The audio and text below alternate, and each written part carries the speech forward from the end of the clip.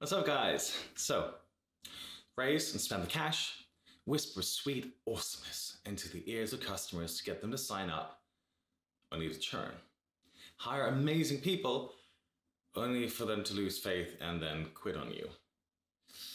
Like it or not, when you see these stupid startups getting funded on TechCrunch, they're actually doing something right.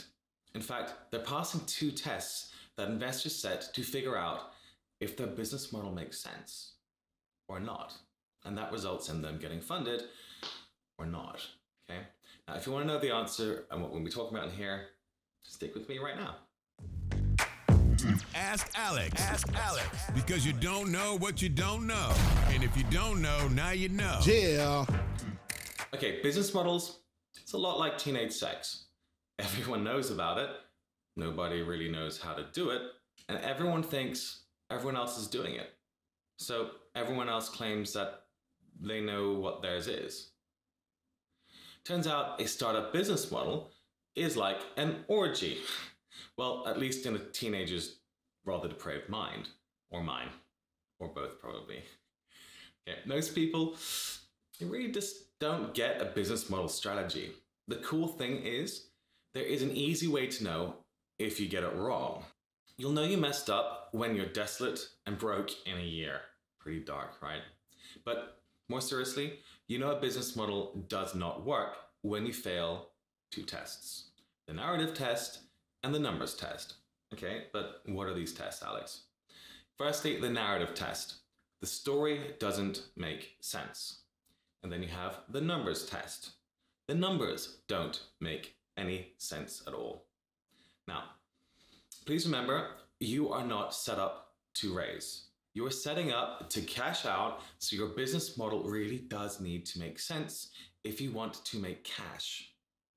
The most common time you'll fail is the narrative test, because this is the story you're going to be telling everyone every single day. It's the passionate story that you weave. Now, the numbers test is actually more important though. It's core to your business viability. You can't really fake your numbers. They're outputs.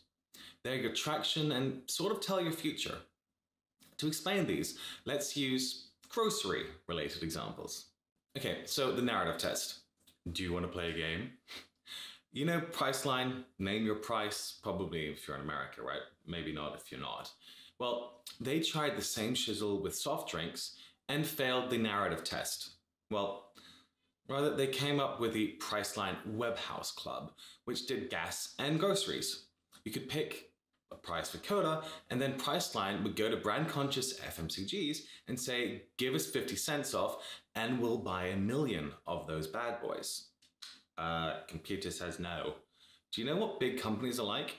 They spend millions on branding so that you buy Coke, not Pepsi, which is also gross, by the way. Well, Coke told me so. And now you just want them to go off and buy Coke like an asexual Kate Dillon in billions? Like, gosh dang no. They care about their brand. Now, it's all very well to think that you want to play power broker, but you need the leverage to play this game and the willingness of the suppliers to play too. Why would they allow Priceline to jack their swag and undermine the precious narrative of branding? Computer says no. Now, having said that, Kayak and Co. successfully did this to some extent by doing flight aggregation, which is frankly amazing. So, what's wrong with the narrative? They assumed big brands wanted to play in the sandbox with Jimmy. Webhouse would, in a Pavlovian sense, condition consumers to buy on price and not on brand. And that's frankly an epic fuck up. To play power broker like Robert Moses, you need to build up the leverage, meaning pricing power, which means having product. You need a product to build a customer base. And frankly, its whole iterative logic exception gets thrown in like, right? So Webhouse did what Groupon did and paid for discounts out of their own pocket. Well, Groupon at least did at the start with Starbucks, for example, at least in Germany. Now, they threw money around like a P. Diddy party, and a few $100 million dollar bills later, they ran out of cash and investors who believed in the story. Now, the numbers test. Instacart and on-demand businesses generally fail the numbers test. I presume you've heard of a concept called unit economics. Well, groceries and restaurants in general have pretty crappy margins. And for the latter, restaurant owners are a pain in the ass. Trust me, Delivery Hero. Customers are also cheap and don't want to pay for service, but they expect a lot. There's been attempts for a long time for startups to disrupt something.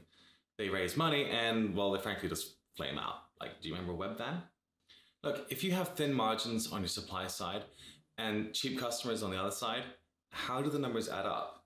Your business model, unit economics, or your numbers, are as broke as MC Hammer. Ooh. Now, you can also start something about CAC LTV not making any sense here, but anyway. Now, actually, that's so key. It's such a SaaS thing though. I mean, do you know how to calculate CAC LTV in e-commerce and what the actual benchmarks are? I have friends who run really big funded companies and they've told me they don't know either. Any investor is going to spend time analyzing your numbers. Sure, they'll look at the volume of your revenue or customers and trajectory of growth to figure out if you're worth considering in the first place. Once they're interested, they're going to dig into your metrics though.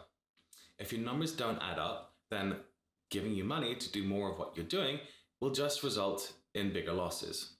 Sure, VCs do that, but in the hope that your metrics will change for very specific reasons. There are frankly graveyards of startups that failed both tests and didn't even know they had a pop quiz going on at all. But if you're not pushing the edge of possibilities on the narrative test, you're just not innovating. Now, special things do happen though, sometimes. The 2000 internet boom was a total shit show, but there were winners. Take eBay as an example. Meg Whitman joined eBay because of the emotional connection between eBay users and the site. The user behavior was indicative of the potential power of the eBay brand, and unlike many interweb startups, starting up and flaming out, they simply just couldn't be done offline. In other words, Whitman knew eBay passed the narrative test in a compelling and coherent manner, with the potential to eventually pass the numbers test. eBay's brilliance was in what they didn't do, not what they did. What you choose not to do can sometimes be as important as what you do. Okay. The scope of eBay's activities has a coherent narrative with their cost structure, like the numbers test. Now, what does that mean in practice? eBay is lazy on purpose. A lie I also tell myself. They offer auctions and that's it, buddy. After an auction is successful, sellers and buyers work out everything, including logistics, payment, and shipping themselves. Obviously, there is PayPal, which they bought. There is no fulfillment and no inventory to mess about with.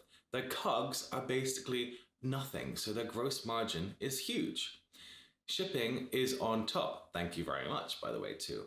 So there's no credit risk and none of the overhead that's required to support all that jazz.